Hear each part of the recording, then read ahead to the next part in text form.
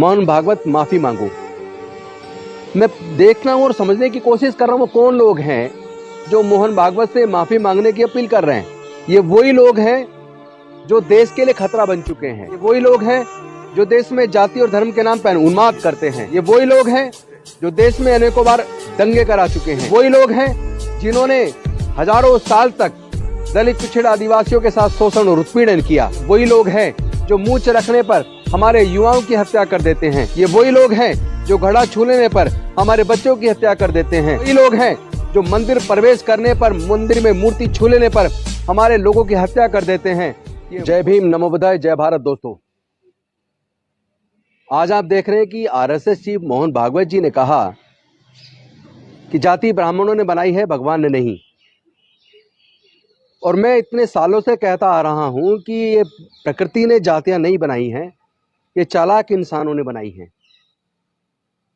और उन लोगों ने बनाई है जिन्होंने समाज को वर्ण में और जातियों में बांटा, जिन्होंने देश में शिक्षा पर, ज्ञान पर अपना कब्जा रखा, जिन्होंने देश के संसाधनों पर अपना कब्जा रखा, जिन्होंने छल कपट से समाज को पूरी तरीके से कमजोर करके रखा। आज देर से ही सही आरएसएस चीफ मोहन भागवत ने कम से कम इस बात को स्वीकार तो किया कि जाति ब्राह्मणों ने बनाई है। लेकिन मैं देख रहा हूं आज सुबह एक ट्रेंड चल रहा था जिसमें मोहन भागवत तीसरे नंबर पे थे, लेकिन अब वो चौथे नंबर पे चले गए और तीसरे नंबर पर यह ट्रेंड आ गया है, मोहन भागवत माफी मांगो। मैं देखना हूं और समझने की कोशिश कर रहा हूं वो कौन लोग हैं जो मोहन भागवत से माफी मांगने की अपील कर रहे हैं। ये वही लोग हैं जो देश के लिए खतरा बन चुके हैं। ये वही लोग हैं जो देश में जाति और धर्म के नाम पर उन्माद करते हैं। ये वही लोग हैं जो देश में अनेकों बार दंगे करा चुके हैं। ये वही लोग हैं जिन्होंने हजारों साल तक दलित पिछड़े आदिवासियों के साथ शोषण और उत्पीड़न किया। ये वही लोग हैं जो मूंछ रखने पर हमारे युवाओं की हत्या कर देते हैं। ये वही लोग हैं जो घड़ा छू लेने पर हमारे बच्चों की हत्या कर देते हैं। ये वही लोग हैं जो मंदिर प्रवेश करने पर, मंदिर में मूर्ति छू लेने पर हमारे लोगों की हत्या कर देते हैं। ये वही लोग हैं जो बारात घोड़ी पर निकालने पर पूरी बारात पे हमला कर देते हैं। आज ऐसे लोगों को जवाब देने का समय आ गया है। बहुजनों जागो। मैं समझता हूं डॉक्टर बाबा साहब अम्बेडकर का संविधान खत्म करके ये मनुस्मृति लागू करने की साजिश रच रहे हैं। और मुझे लगता है मोहन भागवत जी का बयान हो सकता है 2024 के चुनाव के मद्देनजर आया हो, लेकिन अगर ये षड्यंत्र भी होगा तो इस षड्यंत्र को बहुजन समाज के लोग अब कामयाब नहीं होने देंगे। मैं देश के दलितों, पिछड़ों, आदिवासियों से निवेदन करता हूं, अल्पसंख्यक समाज से निवेदन करता हूं कि आप सब उत्पीड़न का शिकार हुए हैं, जबकि कुदरत ने सबको मानव के रूप में बनाया। मानवता बड़ी चीज है और भारत को अगर कोई चीज बचा सकती है तो वो भारत का संविधान है। भारत के लोगों को सम्मान का जीवन अगर कोई दे सकता है तो डॉक्टर बाबा साहब अम्बेडकर का बना हुआ भारत का संविधान है। तो ये लोग मनुस्मृति को दोबारा से भारत में लाना चाहते हैं, बाबा साहब के संविधान को खत्म करना चाहते हैं।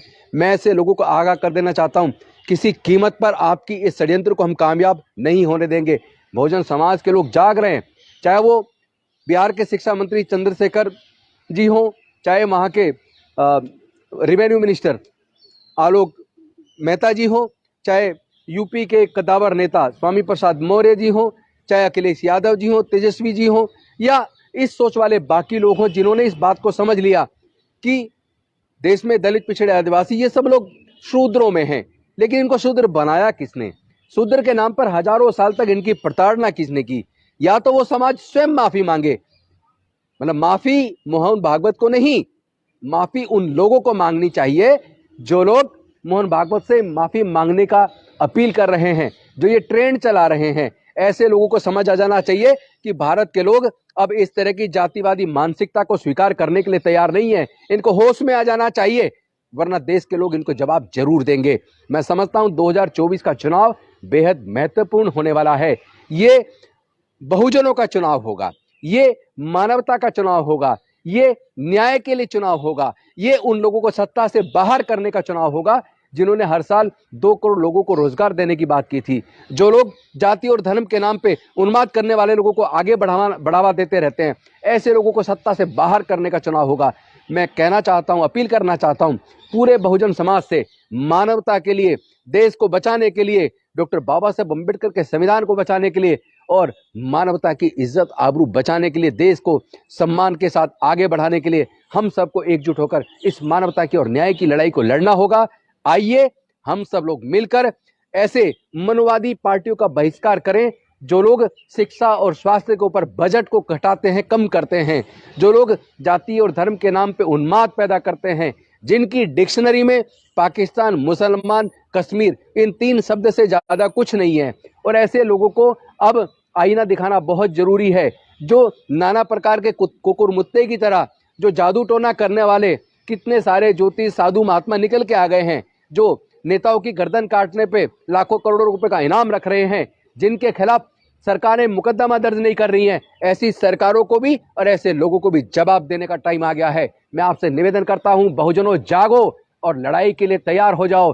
ये लड़ाई तीर और तलवार से लड़ने वाली नहीं है, ये लड़ाई औजार हथियार से लड़ने वाली नहीं है, ये लड़ाई विचारधारा की लड़ाई है, जिसमें एक तरफ डॉक्टर बाबा साहेब अम्बेडकर की विचारधारा जो समता, स्वतंत्रता, बंधुता, न्याय, प्रज्ञाशील, करुणा और मैत्री पर आधारित है, दूसरी तरफ विषमतावादी विचारधारा जो जाति और वर्ण में, जिसने पूरे देश को, समाज को टुकड़े टुकड़ों में बांट दिया है, वो विचारधारा है। उस विचारधारा के साथ, उस मनुवादी विचारधारा के साथ मानवतावादी विचारधारा के बीच में जो संघर्ष है, इसमें लड़ाई मानवतावादी विचारधारा की होगी, यानी डॉक्टर बाबा साहब अम्बेडकर के संविधान की होगी, यानी कि भारत की जीत होने वाली है।